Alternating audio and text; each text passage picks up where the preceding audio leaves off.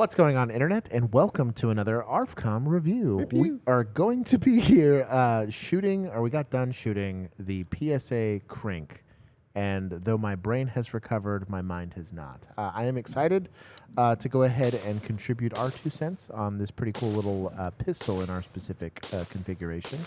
But we will give you guys the good, bad, and the ugly about this very cool little AK. The Krink, or Krinkov, was born out of a need for a intermediary weapon between subgun and rifle. They eventually landed on this. This is based off of a different design called the AO46. It's kind of ugly. I'm glad that this is what What they came the up cut. with, Yeah. Ours specifically came with a very cool voodoo furniture. It did come with wood furniture and this SB Tactical brace. Ours is a double folder, whether it was intentional or not. The rear trunnion does have a folding mechanism. You have a button that with some oomph will fold. So your 1913 section on the back of your trunnion will fold out. But also the brace itself has a folder. It has a little bit of give for a brace when it incidentally does things that it totally could never do. But as far as shooting, I didn't have any issue with it. I do think aesthetically it is cool because it definitely gives you the triangle. We just need that little pocket on top of the triangle of stock, like the traditional pocket and like an S-March tourniquet wrapped around it. The Krinkoffs also collectively have rear sights that are placed on the dust cover. You also have a hinged dust cover. AK sights in general already kind of suck. Yeah. Krinkov sights, and just like it's an even shorter sight radius. Yeah. But AK sights say they'll go to 1,000 on there. Like, I totally thought it would be good. I don't know. I think it was cool. We went with, it's a Texas Weapon Systems. They made a very cool dust cover. It is hard to install. Not hard in the sense that, like, it takes a lot of time, but It's hard for Josh. It just to takes It a was hard hammer for me. and some motivation and a hammer. Yeah, so it got on there just fine. It actually looks kind of nice. It's pretty close in finish to It what also PSA has had a there. really valuable I was about to say it made the amount gun of functional. functionality to me. Yeah. Yes. Oh, 100%. Without that, I'm at the point of like Burnt tips. You're limiting, and that's the thing though with optics. Like you were limiting yourself on the rifle's performance based on what you can see and how you can accurately engage and see it. For our mag dumping in the trash section of shooting this, we did have it arranged with the Defender ST just on this little top rail. It was nice. There would have been no way to do that without burning yourself, I guess. Because when the second you see clamp, and we'll roll in some footage for this, you immediately cover up your front sight completely. Yeah. And I don't have like enormous meaty fingers. That's the nature of it. They're just the right size.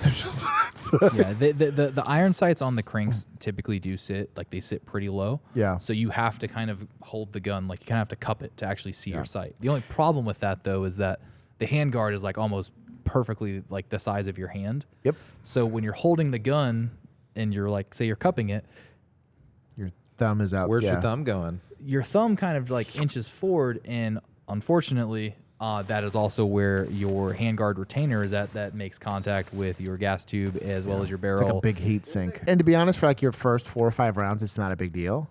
But the second you get to like half a magazine with this, and again, We're talking about mag dumping and yeah, trash. if so you're at mag least a half dumping a and trash, magazine, dude, right? it's quick. Like Yeah, no, that, it gets the M70 got hot because we had an all metal handguard. Yeah. But like, we would just have to glove it up and deal with it. I mean, it's just the design of the gun. There is a side rail on these. I think this is just standard AK 47. Like it's just don't use Optic a Yugo optic clamp, and it claw. should work. Yeah, it should work with this. Out of the box, it's 8.4-inch barrel made out of 425 hammer forged steel with a nitride finish. M24 by 1.5 right hand thread, so it's Something the wild. Das Vidania kind of threads. Spadania kind of threads. Davai. It also is 1-in-7 twist, which will come into effect. Yeah, we'll talk about this here in a second. The magazine that came with it was actually really nice. It's very hard to find 5.56 AK mags. There's not too many swimming around. If you're a poor like us, and the first thing you're going to find is the Pro Mags for them, they do work. My suggestion would be buy 3 or 4. Pro mag at your own discretion. Likely one of those you're going to have some issues with. Figure out which ones are going to be reliable, and then mark those. We marked ours with tape. I did like that there was almost no mag wobble on both the one that came from PSA and then the Pro Mag one. I will they say snapped in. the PSA mag fits really nice. The Pro mag is a little bit more of a tight fit. It's a little toy. Yeah, it's a little toy.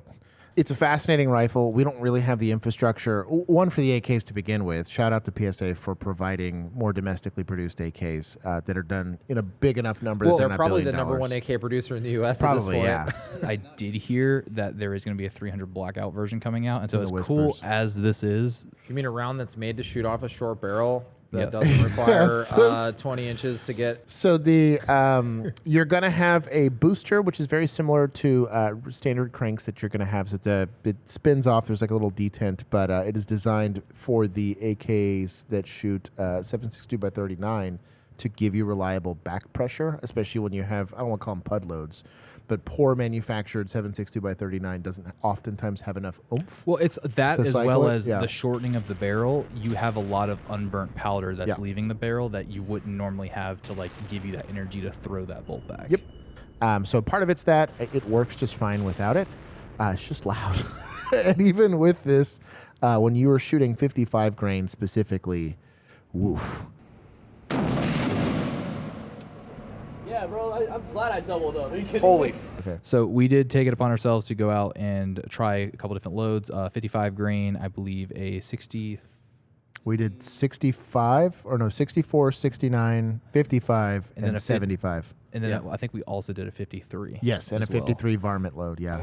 1 and 7, if you're not already familiar, already likes heavier loads. Yep. Yeah. So we kind of expected that the 77 grain was probably going to be better, and it was. As the kids would say, it was bussing. The 55, 53 grains, they were pretty large groups. I would say anywhere from 5 to 6 MOA, depending on the round. Obviously, the lighter we went, the more wide that got. Yeah.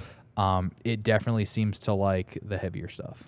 I think, too, and just from a trying to get it to group standpoint, there was so often that we would be like, I did not want the trigger to go off then.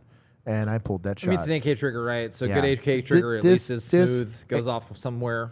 In the world of ALG triggers that do exist for AKs, this was not great, like objectively not great. Yeah. It doesn't have a wall. It's basically a rolling trigger. As Yep. you're pulling the trigger, 100%. it'll eventually go off, but there's no indicator. It doesn't slow down in terms Yeah. of like give you more resistance right before that break.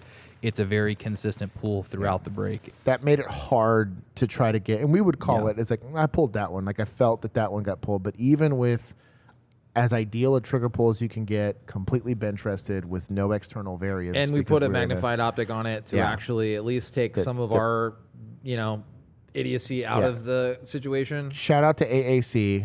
They did have these. They're 75 grain. I was entertained that Right. the PSA ammo worked best on the PSA Stuff was gun. doing pretty It's good. like, all right, this was a good strategy. That was pretty close to 3 MOA. We actually did it at 100 yards. It wasn't this, we're going to math it out. It's like I have to see the target at 100 yards, get the gun stabilized, and go ahead and try to get the groups to go. My argument to the internet, at least from our sample size of 1, is this is closer to about 5 MOA. I think on the average Give or shooter take, yeah. with the average ammunition that you're going to put on it. But it doesn't really need to be much more than that. That's still hitting a full-size silhouette at 100 Sure, yards. perfectly usable. Yeah. And even then, We didn't pull any rounds at 100 yards. You're not going to go do hostage rescue at this thing. Nobody's I sure buying hope it. not, You know, unless you're in nobody's- the, like... nobody's buying it for that. I think from a cool factor, they hit all of the aesthetic choices with the booster and the triangle, folder brace, and They're super cool guns. They're very iconic. They're in so many video Yeah. games, so many movies. It's just a super recognizable gun that a lot of people want. And so I have a lot of respect for PSA actually going out and actually making something that, Yep. hey, you want it, here it is. And making it in something that, hey, you can actually get ammo for. I think it's a really fun gun to go out and shoot, but I think it kind of falls in the realm of it being more of like a range toy than an actual serious use duty gun. You could use it for that reason, but with the brake that's currently on it or the booster, like the accuracy on it, there are better options. You can Yeah. get pretty much a Blim PSA AR and Dude, that 10.5 would that crush. will I have one prob- sitting in the front of this Yeah, building right now. dude. which Yes. will Yeah. stomp on this all day long in terms of accuracy and just in general. It does it on the cool number 2 nut and fancy scale for Easy. me all day, every long. day. If you guys are interested in this or you've always wanted one, either you're a Call of Duty kid or you're just a purveyor of Cold War things, this is very, very cool. And I think it will scratch that itch adequately and you'll be happy with it. I would be interested to see the 300 Blackout version. Cough, cough. PSA Dishka next year, 2025 shot show. You heard it Let them know. here. Go to the Toyota. forums. Go post somewhere. You can put it in the Camry, dog. The same. If you guys would like to see Toyota mounted dish cams, go ahead and put it in the comment section below. Typically, we will hear from manufacturers. They do apparently watch these, so shout out to them. If you want to argue about why this is allegedly better than a 10.5 or even a 7.5 AR, argue with me in the comment section. I'm down to do it. It is 100% better than the AO46. I will tell you that. Yes, it is better than that. But anyways, you guys can go. I do read all of those comments and respond to 99.9% of them. If you guys would like to hear from real subject matter experts on this, you can actually go to the forums. They have much smarter people than us that have all the autism about this specific iteration of the AK and nothing else. And they'll probably tell me where I was wrong on everything. Yeah. What else? Where else can they find us? So it can be found on all the socials at AR15com, and we also have a Discord, which the link can be found down the doobly-doo below. And if you got to shoot, shoot. Don't talk.